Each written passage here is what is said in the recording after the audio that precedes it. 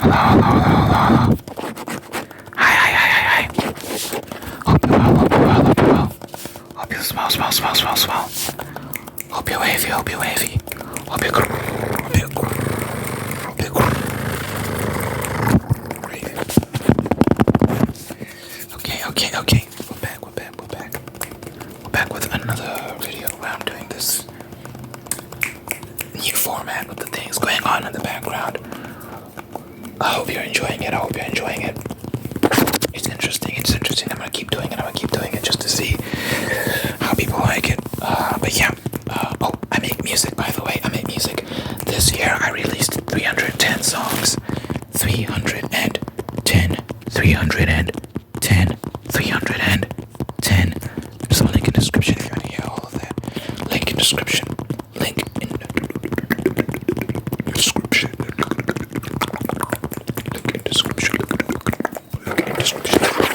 I was learning about Italy. I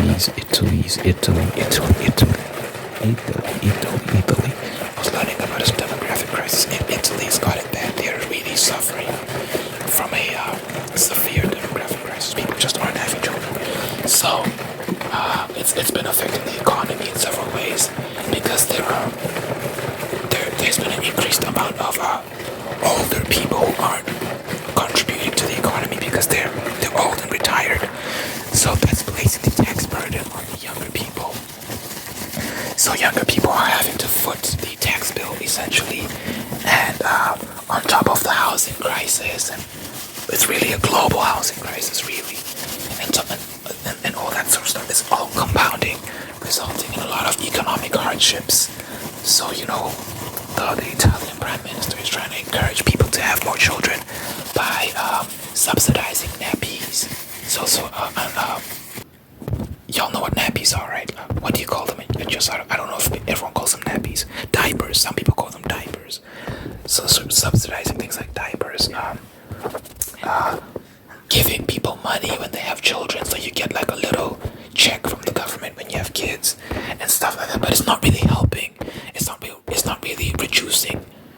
It's not really alleviating the demographic crisis, the burdens of the demographic crisis. The prime minister's been doing a bunch of other stuff as well, but yeah, Italy's been declining for decades now. It's been a decades-long process, and I think there are a couple factors that contribute to this that have resulted in the situation that they're in now, that a lot of countries are in now. Japan, South Korea, America as well. So the global replacement rate any country needs to have to sustain its population and have growth is 2.1. It's 2.1 to sustain the population. So once you fall below 2.1, your population starts to shrink, which is very, very, very, very problematic. There are a lot of idiots that are like, oh yeah, we need to shrink because the earth has too many people. That is not true. That's a bunch of nonsense that you see on TikTok and on mainstream media. That's what they tell you about. A lot of experts, a lot of people who've actually looked into this matter and have studied this have said that the earth does not have too many people. The earth can actually hold like 10 times the population that we have now. I watched a video where this guy was explaining how technically you could fit the entire human population into the state of Texas. If you made everyone stand side by side, you could fit everyone, you could cram everyone into the state of Texas. That's how much space there is on this earth. So obviously if you spread everyone out, there's a lot of space for every individual to live. So it's not an issue of space, it's just an issue of management of space. That's the real issue here. So the earth has more than enough space for 8 billion people. Way, way, way more than enough space. We could house way more than 8 billion people. We could house 20 billion people easily. So the issue is not space or overpopulation. The issue is management of space. So when it comes down to demographics, I think what we need to start doing is encouraging people really to populate, because there's this growing attitude of there's a growing amount of people that are like have this attitude of like, oh, I don't want to have kids. I just want to go around and travel and like be free to do what I want with my time. And it's a growing amount of people. And what people don't realize is if everyone starts to think that way, well then obviously the population is going to shrink. And that's what we're seeing now with many countries in the West, many, even in developing countries like in some African countries. We're seeing that, like South Africa, where I'm from, we're slowly heading towards a negative replacement rate. So we're at 2.6, if I believe. Let me Google that just to make sure. Once you fall below 2.1, your population starts to shrink. So we're gonna end up in the same boat as countries like America, Japan, South Korea, Italy. Who else? There are a bunch of them. Many countries in the West. South Africa.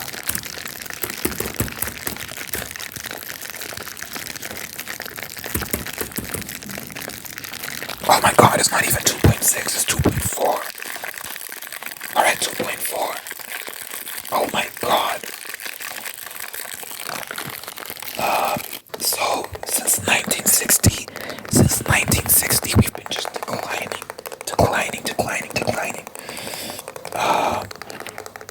Yeah, that's bad. That's very bad. So as far a country like Angola is doing well.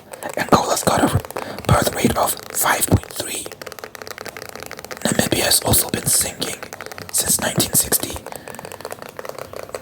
It's at 3.35. Well, actually, from 1960 it rose. Then around the 70s, it peaked at the 70s. At least in the past 60 years. In this 60-year span, it peaked in the 70s. And then around the 80s, it started to dip dramatically. That's Namibia I'm talking about. Yeah, but South Africa's just been on the decline since the 60s. South Africa's just been going down. Now we're at 2.4. Because South Africa's a bit more developed than a lot of these other African countries. So what we've seen, the trend generally is, as a country becomes more developed, its birth rate decreases. And I think that's because of access to, they call it healthcare. I don't think it's healthcare, but they call it healthcare. So like birth control, abortion, and stuff like that. Basically, that's when a country starts to experience a decrease in population. Because obviously, access to abortion means women that get pregnant are just going to kill their children. And the birth control pill means you can have as much sex as you want without getting pregnant. So all these issues compound and result in a decrease in population, and that is economic consequences. So what we're seeing with Italy is like, okay, I think they have to let in more immigrants if they want to sustain their economy, because the young people are struggling, and it's only going to get worse as the years go on, as the demographic crisis gets worse and worse, because obviously people can't afford to have kids. There are many that can, that choose not to, and they're trash. They're being very selfish. But there are those that I can understand the argument of like, rent is too high, I can't afford to live in this apartment, how am I going to afford to have children, and all this sort of stuff. I guess I kind of sympathize with that argument. The only thing I'd say is like, in many poor countries such as Zimbabwe, for example, they don't make that excuse. They're very poor. At some point, Zimbabwe had the worst economy in the world, and they still managed to have children. They didn't have a population crisis. So I think if you lower your standard of living, you can have kids. But obviously, in this materialistic culture, that's a tough sell to people. Like, they want their iPhones, and they want to be able to go to these restaurants and do this and drinking, going out with their friends. Like, they love that lifestyle. So telling them to sacrifice that is outlandish to them. But so I guess, but I think some people are genuinely in a tough economic position where they just can't afford children. So I understand that. So it's then up to the country to be like, okay, I we have to let in immigrants to help us with our economy. But that's risky as well because mass immigration is not smart. There's nothing fundamentally wrong with foreigners, right? There's nothing fundamentally wrong with allowing immigrants into your country. It's actually a good thing. But it becomes a bad thing when it happens in excessively large numbers. Because that means, number one, your culture is going out the window. Obviously, if a bunch of people come en masse into your country, they're going to bring their cultures with them. They're going to bring their traditions with them. And you can't really tell them what to do because you need them. So you're at their mercy. They're not at yours. If you kick them out, like your country's going to suffer. So you need them there. So you're going to have to put up with their behavior. Which means they have no real obligation to observe societal norms, traditional norms, cultural norms. So your culture is just going to slowly, or actually very rapidly, begin to dissipate as more and more people get into your country and dilute your culture with theirs. And then it becomes fractured. The society becomes fractured. And we're seeing that happen across the West as the West experiences a lot of immigration issues. So what immigration needs to be gradual. It needs to be a gradual process that happens over time so that people can integrate properly into a country and adopt its cultural norms. Japan is in the exact same boat where they need foreigners because the economy is struggling. A lot of people in Japan are complaining about the economy being trash. And they have a demographic crisis as well. So they're letting in foreigners as well in hopes of foreigners boosting the economy because they need the foreign labor. But now the issue that brings is foreigners not observing tradition, foreigners not knowing the language, the Japanese language. So you're seeing a lot more cases of people in Japan not knowing how to speak English. I mean Japanese. A lot of Japanese people not knowing how to speak Japanese because English is gradually becoming the default language.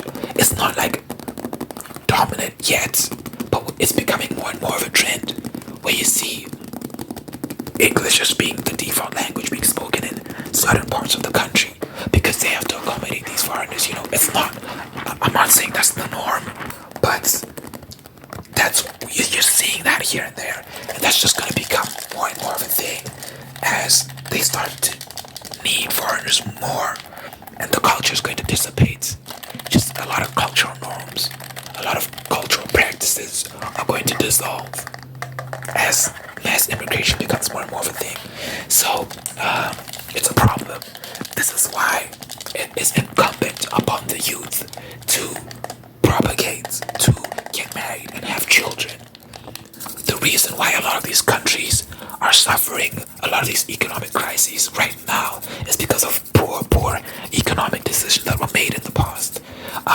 Let's talk about women entering the workforce en masse. So the issue isn't that women work. It's actually great that women can work and have jobs. The issue was more so that we pushed many women that were okay with being in the home, taking care of kids. We pushed them into the workforce. What happens is when you have such a sudden influx of workers entering the workforce, so 50% of the population was at home. Now 50% of the population is working.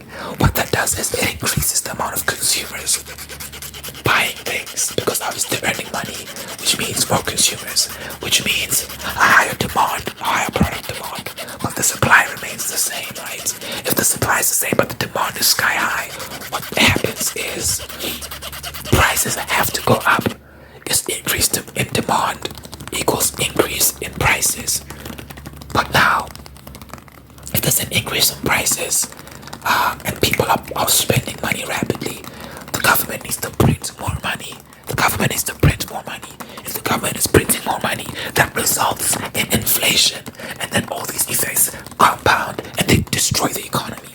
And then it becomes very hard to catch up because it's a snowball effect, right? It becomes very hard to get on top of that. So what we're seeing is because of the advent of the birth control pill and also this increasing disregard towards motherhood, having children, plus women entering the workforce and en masse, how do you pronounce pronounce that term, that phrase. Let's just Google it real quick. I just want to make sure I'm saying it right. And mass. En masse. En masse. En masse. I'm not gonna say masse. En masse. En masse. En masse. En masse. Anyway, all those sorts of things. Plus, probably each country is different, so each country probably had their own stupid economic policies that also led to the crisis they found themselves in now, as well as certain decisions America made with regards to its currency that crashed the global economy as well, because so many currencies were tied to the dollar. So when the dollar crashed, everyone else crashed as well. So there are a bunch of different factors that led to the global economic crisis we find ourselves in now. Women flooding the workplace en masse. People not having children. The global economic collapse, which was a result of the dollar collapsing. There was something else that I said that I forgot just now. But anyway, yeah, it snowballs and it becomes hard to get on top of those issues. But yeah, have more kids. The people that can have kids should. If you're financially viable for children, you should do it. You're helping the country. If 10% of a country's population can have children, and 10% of them do have children, that 10% is going to alleviate a big burden, a big chunk of the burden. It contributes. And then if their children have children, like, guys, if their children have 4 children each, 3, 4 children each, that alleviates so much of the burden in the future as well. But yeah, people are selfish and they just want to travel and go to parties and just live life by themselves and on their own terms, not realizing that we need each other. We all need to play our part. If everyone decides today that we don't want to have kids, we just want to have fun, humanity stops. So obviously someone has to do it. Someone has to take on that responsibility. We can't all be like, no, we don't want, don't force us to have kids, da da da. Someone has to do it. Someone has to do it, guys. Who's gonna do it? So yeah, we need to stop being childish and understand that human beings need to reproduce in order for the species to sustain itself. All these nice things that we have conditions. They come with strings attached. If you're unwilling to reproduce, don't then say you also want the benefits of a good, strong economy that is backed by working people that work. All these things that you like, all these services and these products, all these amenities, someone has to work to provide them. Someone has to do it, guys. So if you're unwilling to have children, like do we have to have scientists and doctors and teachers and nurses and plumbers and electricians? If you're not having children, who's going to do that? Anyway, food for thought. Let me pray and get out of here. Dear God, thank you for the individual watching this right now. Thank you for making them whole and unique and guiding them on a path towards peace, prosperity, and purpose. Thank you that you've introduced great people into their life, for bringing the best out of them, who are loving them, taking care of them, making them feel seen and heard, and yes, sustaining the ones that are there as well. Thank you that you've blessed this person with the spirit of gratitude so they can give thanks for all they have, and through giving thanks find peace and contentment and attract even more blessings as well in your mind. So good health, long life, and happiness over this person and everyone they care about. In your mind, name I pray, Lord. In Jesus' name I pray.